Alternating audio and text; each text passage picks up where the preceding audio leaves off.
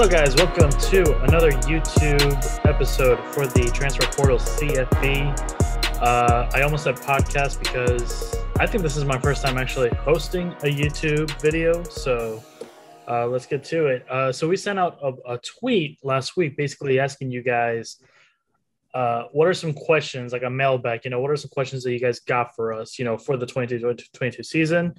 It's going to be a long 4 months. So I got my guy Andrew here. Andrew W. If you guys just want to call me D and him Wilson, go for it. Wilson, how you doing? Doing good. We have a lot of great questions to go over today, so we're gonna give you guys our best answers. And for those that watched the Jeopardy video yesterday, I hope you guys have given me very much moral support by the time that this video comes out. I very much distraught, heartbroken. I feel like the Continental Army, after Benedict Arnold committed treason. Just got done watching an American Revolutionary documentary, so yeah, that's what I'm feeling. All right, so let's go into this. Let's go into a really good question. I think a very big question going to start this off. LSU's quarterback battle. So just to give us a rundown, we got Walker Howard. He was a 5-star quarterback, just committed to LSU. He's Louisiana guy. Jaden Daniels going from Arizona State to LSU. And we got Grant Nussmeier, who was a 5-star guy 2 years ago, I believe now. And, he's, decided to come back because because he thought he was going to win. But when you got a 5-star guy and a pretty, I'm not going to say Jaden's elite, but he's been well established in the college game for a couple of years now. It kind of does raise a lot of questions for the quarterback room. So let's go, Wilson, let's go to you first. Who do you think emerges winning this LSU quarterback battle? I think there's a name you forgot. I believe Miles Brennan is still there. He is, but I don't think he's going to win it. I don't think he is either. I think he's in contention, but I think that this job is Jaden Daniels to lose. There's no reason he would transfer to a different school to not start. I feel like he would have gotten some commitment saying, yeah, we got these great, very talented young guys, but you have more experience in this game. We're going to give you the reins of the LSU Tiger offense. I don't see a way he doesn't get this job unless one of the younger guys is just completely that much better than him, which I'm not that high on Jaden Daniels, but that's a different discussion. I think this is Daniels' job to lose. I'm actually going to go with Grant Nussmeier, and the reason why it's for one purpose, one real reason only. Before the Texas Bowl against Kansas State, he announced his intention to transfer, and then literally almost right after, he essentially decided to come back. He decided to not play in the Texas Bowl for the main reason of not losing his red shirt. So that's the big reason why he's coming back. And I don't think he would do that unless he knew that he could win this job.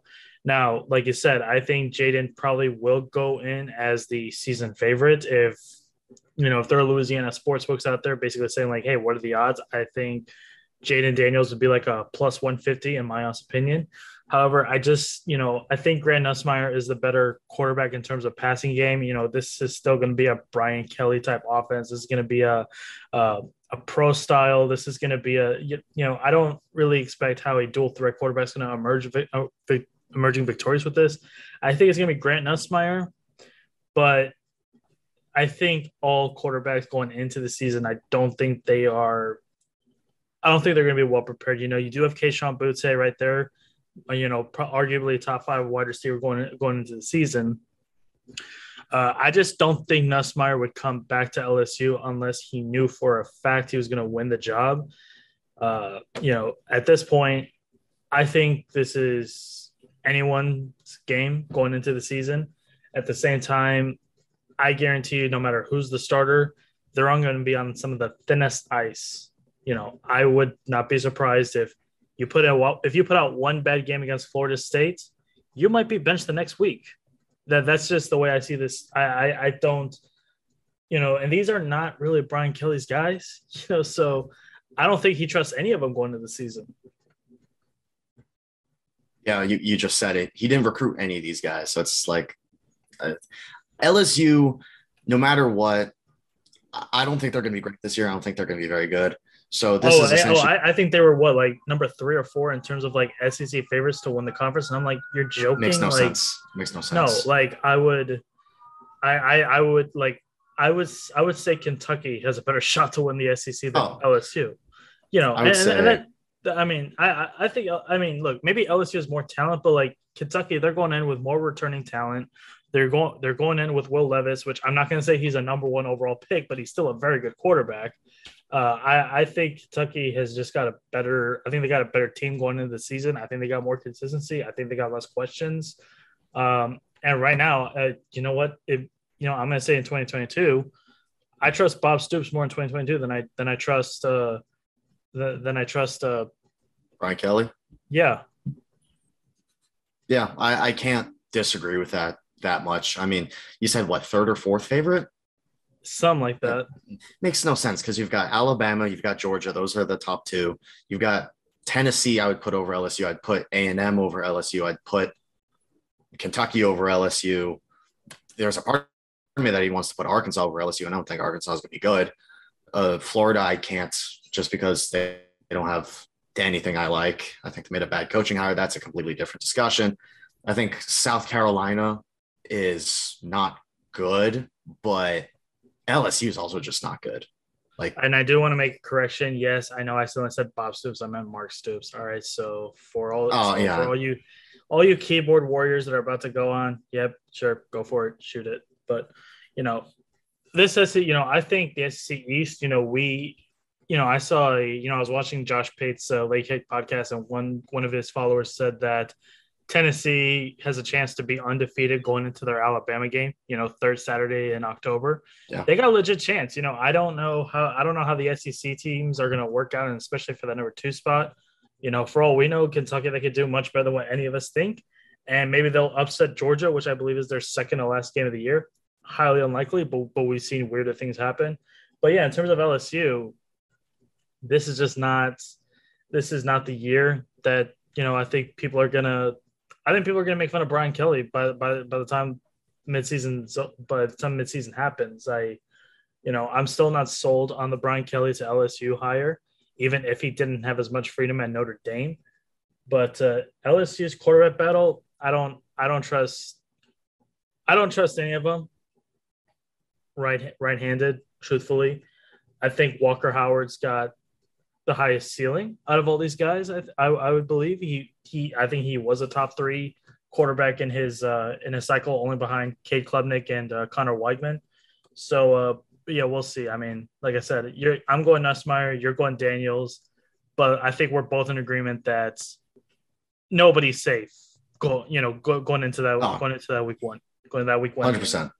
I think the only person you can say is for sure safe would be Ojulari in his spot and Boutte in his spot. I think everything else is up for debate.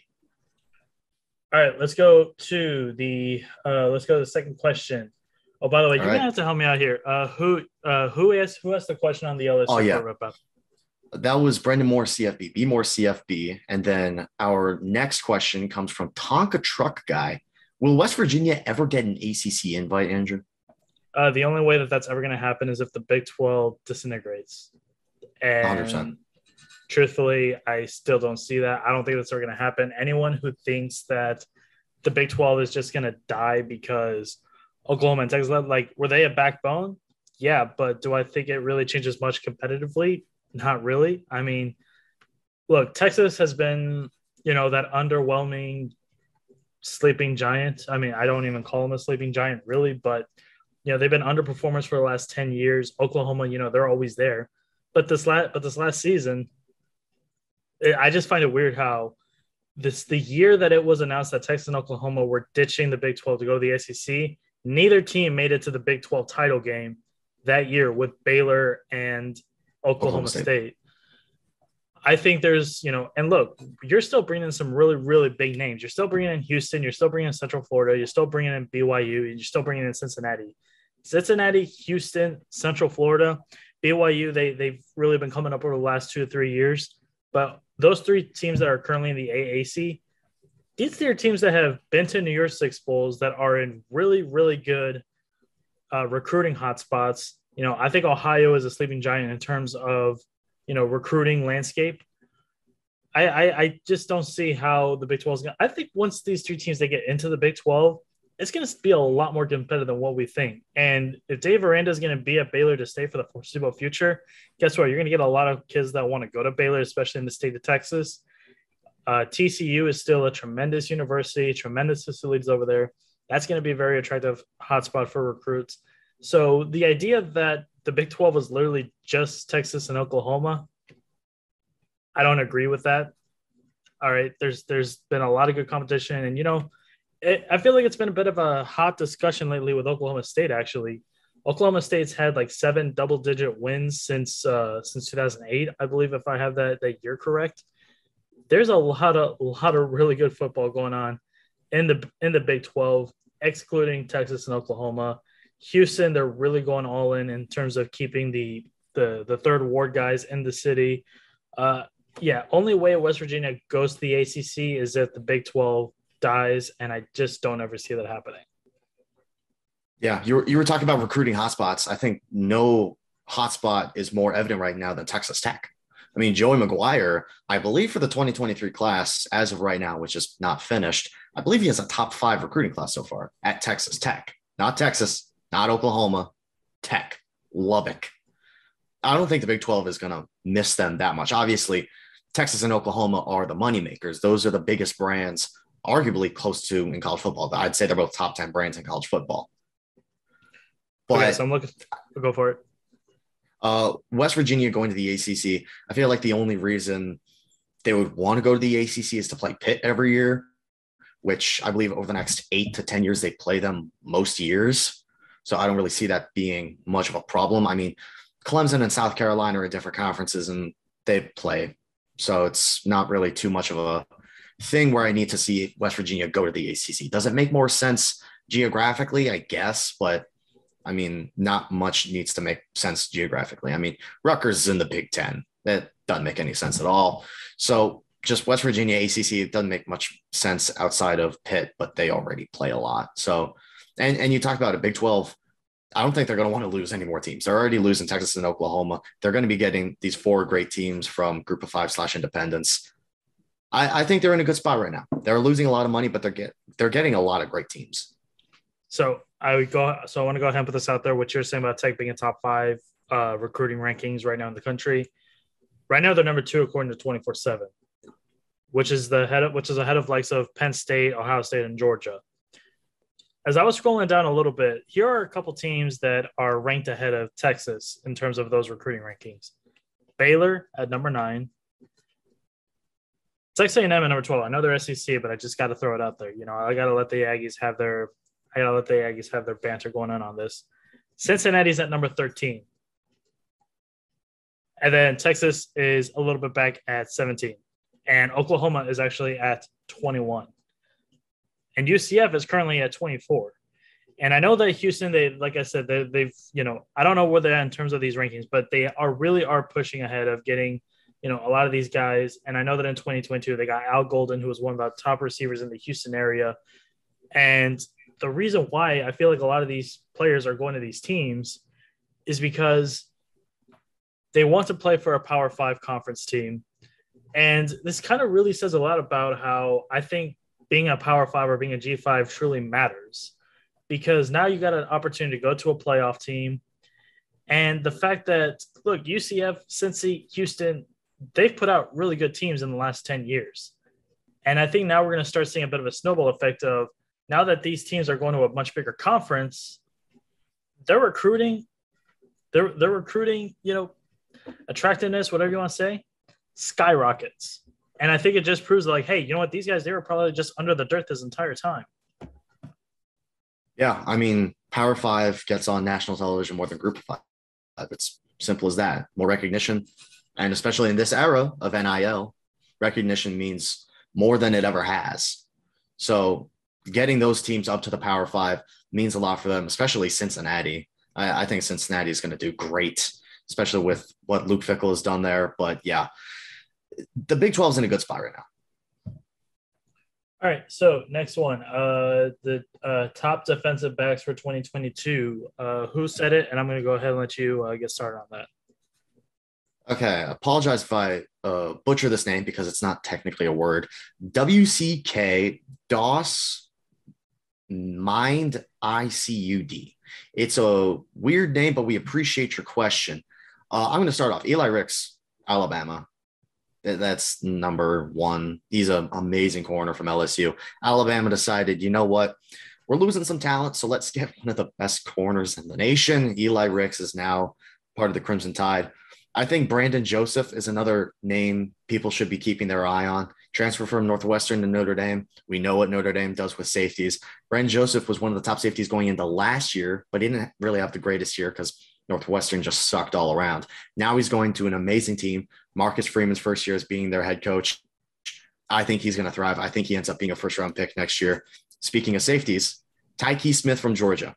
Injury-riddled 2021, but I really think he has that it factor as a safety. He's a little shorter, but he's not undersized because undersized is a dumb term to use for a safety if he's like 5'9" or 5'10", because there's amazing safeties that are those sizes. Doesn't matter. Get that out of your heads. He's very versatile. He can play in the nickel, play on the, play the strong safety, play in the box. Love his athleticism. I think he's going to be one of those breakout guys in that Georgia defense after they did lose a ton of starters. And then Jordan Battle of Alabama. I really thought he was going to go into this year's class. He was in that second tier safeties that you saw go in the second and third round. I think this year he wants to prove himself as a first round talent. And I think he is a first round talent. So I think he probably made a great decision. So number one, I'm going to stay in the state of Texas, maybe stay a little bit on the Big 12. I'm going to go with Trevius Hodges Tomlinson. I thought he was among the top 5 corners going into last season. Things weren't exactly perfect, but I don't think that should take away his talent. What's his relation to LaDainian Tomlinson? Isn't he like his nephew or something like that? I believe he's nephew. I know he's going to be tremendous. I think TCU is going to be a really sleeping giant. I think we're going to see a little bit of an upper defense up there. Like you said, Eli Ricks. It just feels totally unfair to go from LSU to Alabama and staying in your position. Eli Ricks, he was probably going to be number 1 corner going to next season's draft. That close to it, yeah. That's right. Like you said, Brandon Joseph going to Notre Dame, that just does not feel fair, actually, to be wholeheartedly honest with you. Another guy that I think, Florida State, they produce some really good defensive backs, and I think Akeem Dent is going to be really high up there. I think he does play aggressively, so we'll see how it goes in there. But I do want to give, even though I don't think he's going to be an NFL draft guy going to next season, if he is, he's going to be like a fit to undrafted. But in terms of like where he plays in terms of conference, I think it's going to work out really well. Is Riley Moss for Iowa. A lot of people thought that Riley Moss was not good. I think a lot of people thought Riley Moss was going to try and take a shot at the NFL draft. I think his interceptions can be a little bit over highly touted. He did get 2 in the season over against Indiana. But he's a hard hitter. I think he likes to go down a little bit more. And I think he's going to be a pest for a lot of the Big Ten West teams. I don't know why you had to say his name. I have PTSD from watching him play. But you know what? Since you brought up a Big Ten West corner, I'm going to bring up a Big Ten West corner. I'm going homer for this pick. Justin Wally, he's not a draft guy this year, but he's going to be an all Big Ten corner. I'm just going to throw that out there. What is he, a sophomore? Yes. Okay. He's honestly our best corner since you could say like prime Coney Durr, but I think he's better than Coney Durr. He's more athletic. I like him better in coverage. Coney was pretty solid in run support, so maybe that's where you would see him have the upper hand. But I think Wally's going to shock a lot of people in the Big Ten this year. And staying in the Big Ten, I think you got a fanboy actually, and I'm pretty sure it's Norwegian Gopher guy. He's asking, why does the Big Ten West get so disrespected? And I truthfully think this is a self-explanatory answer to an extent. It's a division that is stuck in 2001. Yep, wholeheartedly. This is if you truly help me answer this. Ever since we've had the West and East divisions, who's been the best quarterback to come out of the Big Ten West? Russ. I wouldn't. He was back when there was the Legends and Leaders division. Oh, so true. As much as I love Russell Wilson, and he was a great quarterback I forgot about that. But and here's the thing. Here's the fact that we kind of got to be honest about. even though Wisconsin won two Big Ten titles in the Big Ten championship game, they did not win that for the Big Ten West. They won that for the Big Ten leaders. Back when it was the freaking Legends leaders division. So wholeheartedly, we've never had a Big Ten champion from the Big Ten West since we've had this format. We've had Spencer Petras, play in the Big Ten title game. Let's go back to that three-way tie. That was towards the end of last season with Minnesota, Wisconsin, and Iowa. It was either going to be Spencer Petras, Graham Mertz, or Tanner Morgan in the Big Ten title game. And all of them would have been assassinated by that Michigan defense. Yep. Jack Cohen had his times. I mean, really? But he's not exactly a benchmark for like quarterback elitism. No. I legitimately cannot think of one respectable quarterback in the Big Ten era. I in the Big Ten West East era. In the Big Ten West, that should be the number one question you should be asked as to why is the Big Ten West so disrespected? Name me a respectable quarterback that's played in the Big Ten West. Are we saying a career or just a season? I'd probably say career, to be honest. I mean, okay, because if we're talking season, 2019 Tanner Morgan's probably the best I can think of. Yeah, he was. But he was also made by that Schrock offense. There's legitimately no Wisconsin quarterback I could defend. There's, Iowa's Iowa with the quarterbacks. That's why. Okay, that's why the Big Ten West is so disrespected. This is the division that gets the 11 a.m. Big Ten Network games, that gets super low ratings. This is the division that gets Matt Millen on the call. This is the game that you take a nap during when you just had a gigantic breakfast and that noontime nap kicks in. That's the Big Ten West for you. That's the Big Ten West. I mean, how many times does the Big Ten West get a primetime game? I mean, Iowa had it this year with Penn State, in which a game they should not have won. But outside of that, it's no one wants to watch Northwestern, even though they have their years where they look really good. Illinois, puke. Wisconsin, they have a game, I'd say a season. We've been on a downhill, I'd say, since the Rose Bowl loss to Oregon. The only time that they're going to get a primetime game is against Minnesota, because for some reason this rivalry has actually gotten some publicity over the last 5 years. Because it's become competitive. It's been 500 last 4 years. Yeah. I mean, before that, it was 0 for us. Yeah, I know. Great times. I miss those days already. We need to go back to Legends Leaders divisions. But I'm down to go back to November 27th or 28th from this last year. I'm trying to go back to 2004. I mean, we could just go back to 2003. Last time we won at home before this year. I mean, I just like to bring up 17 straight wins. Well, no, 14, but whatever. But no, in all seriousness, this is why Big Ten West gets disrespected, because it's boring. It's literally just ground and pound football. And this is why I think Wisconsin's taking a back seats, because the best team from that division can't keep up with the faster teams anymore. And I think and I think if your Iowa's, Minnesota's, Wisconsin's, if they stay the same, and I would love, trust me, the only hope that the Big Ten West has to be respectable is if Nebraska gets respectable. Yeah. But we know that's not happening.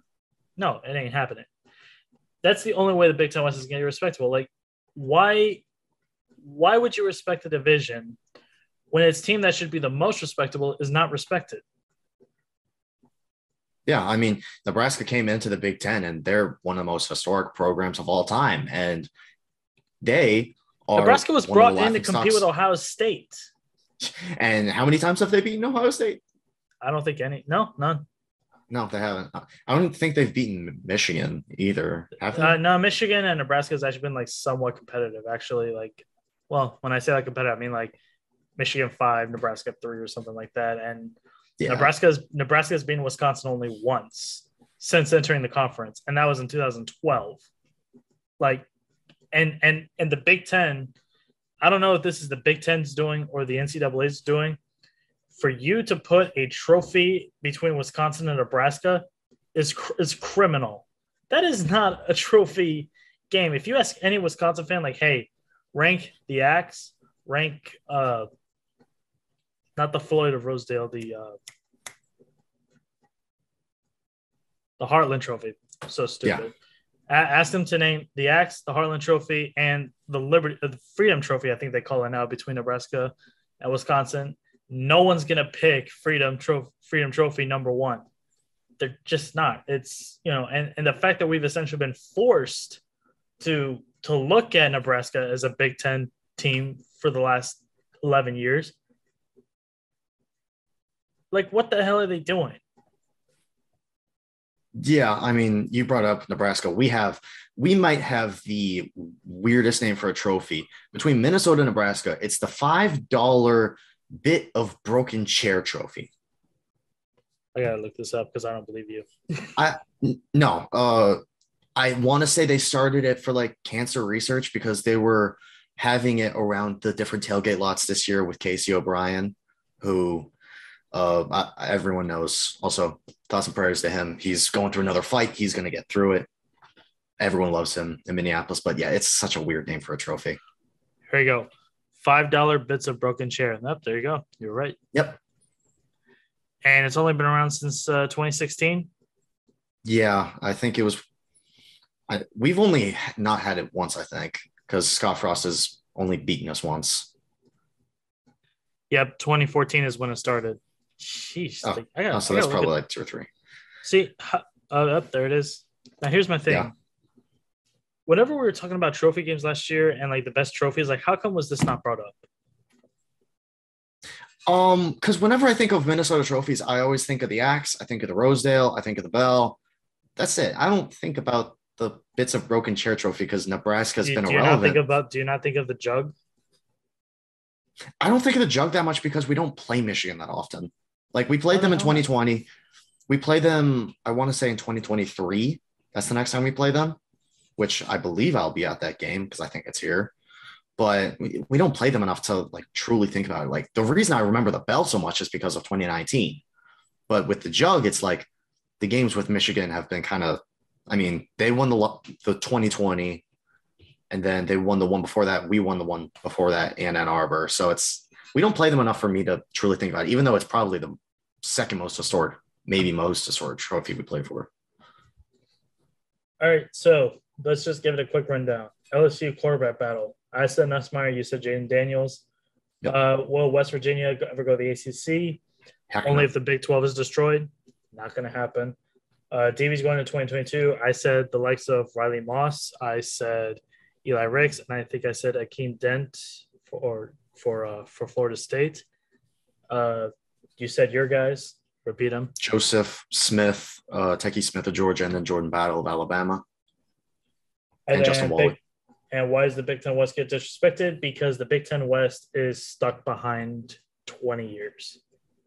It's a historic division, not a good division. That's about right. All right, guys. Thank you. We tried to keep it short today. Thank you for watching this YouTube. I'm going to go ahead and let you finish out because I'm not quite – I'm better with the pod than I am with the YouTube. Appreciate everyone for watching. Make sure you watch the rest of our videos. We did just come out with a college football trivia, bar trivia, Jeopardy, whatever the heck you want to call it. It wasn't Jeopardy format because it was so scuffed, but that's what made it funny and that's what made it good. Make sure you check out that video. Will never be forgiven. I'm sorry, Lukey, but that you got to watch. I did, and I was hosting. Yeah, you screwed the host, and you screwed Kagan over the whole Gopher Rolls. You made him lose 100 points automatically. If you want to know what we're talking about, make sure you go watch that video. Click our channel, subscribe, like, comment, share. Find us on Twitter at tportalcfb. Appreciate everyone for watching. Have a great day.